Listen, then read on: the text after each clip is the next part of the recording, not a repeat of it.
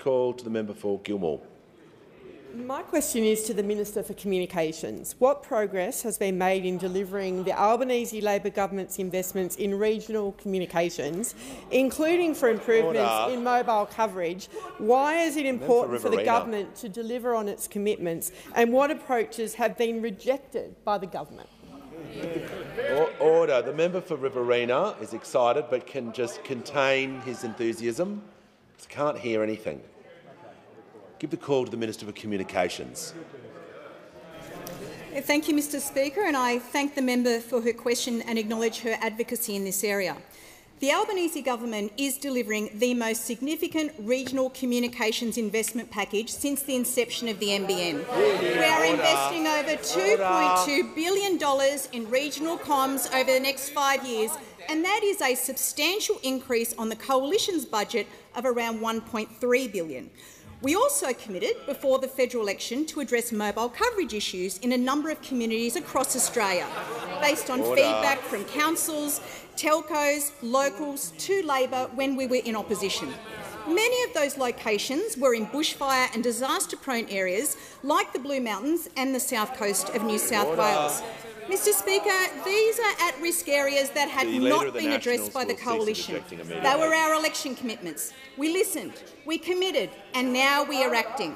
Mr Speaker, in addition to those election commitments at 54 locations are a number of other programs contained in the October budget providing additional regional comms investment. Applications will shortly open for 2 programs, making available $150 million of federal co-investment, including for mobile black spots.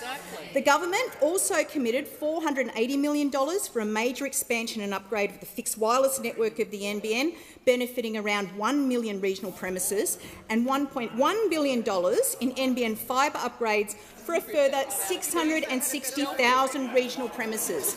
And this includes freeing up additional satellite capacity and has enabled a trial of unmetered Sky Muster satellite access. Mr Speaker, these upgrades are proceeding apace. This is in stark contrast to those opposite, where their record on the NBN was a masterclass in economic and technological incompetence. But, Mr Speaker, what is most amazing is to hear those opposite complain about Labor's election commitments with a total lack of self-awareness about their own approach. Mr Speaker, in the priority round of the mobile black spot program under the Coalition, you might wonder, out of